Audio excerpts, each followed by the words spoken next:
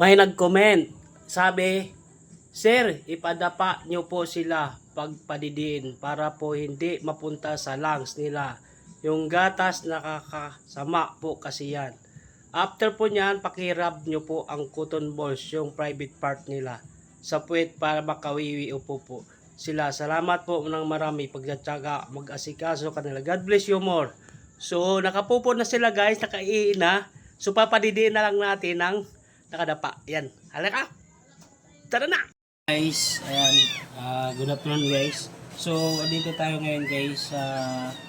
Na-rescue ko na pusa at naalagaan ko.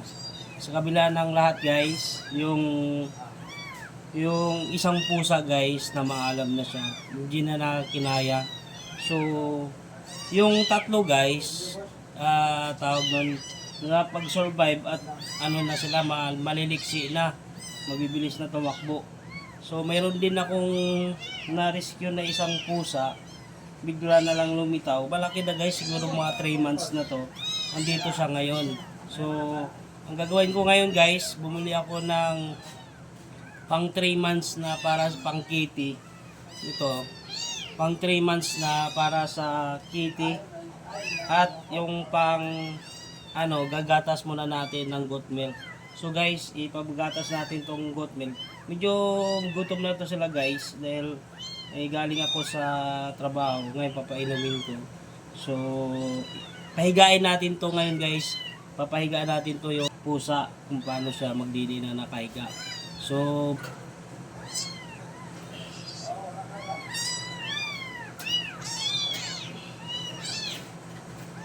ito guys, itong bago kong na-rescue na pusa, ayan guys. So ito guys, papakainin natin ng ayan. Gutom na gutom siya guys, oh. So ayan. Gutom na gutom siya, oh. Inaagaw niya agad yung tingnan mo guys, oh. Ito yung na-rescue ko ngayon guys na pusa na So ito yung pinakabunso guys. So nagdidi siya guys. So yung isang na-rescue ko na pusa guys, gutom na gutom siya guys. Cat food.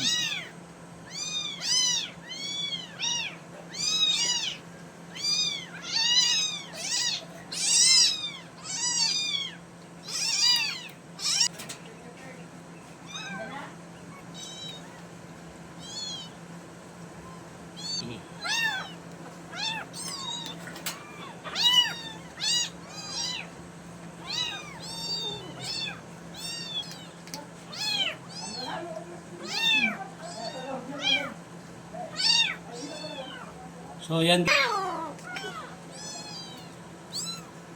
Kalat na. Pasok ka muna, pasok. Hulog ka dyan.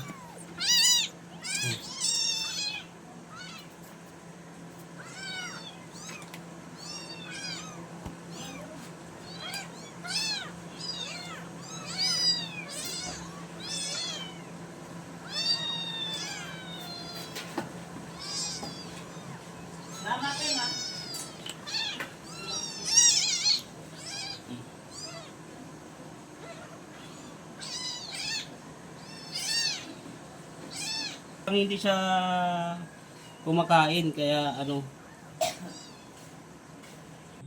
So guys, maraming salamat at maraming salamat sa mga followers ko at sana mas mai-share nyo pa tong video na to para mas marami pa tayong matulungan na tulad nila na kailangan ng kalinga na walang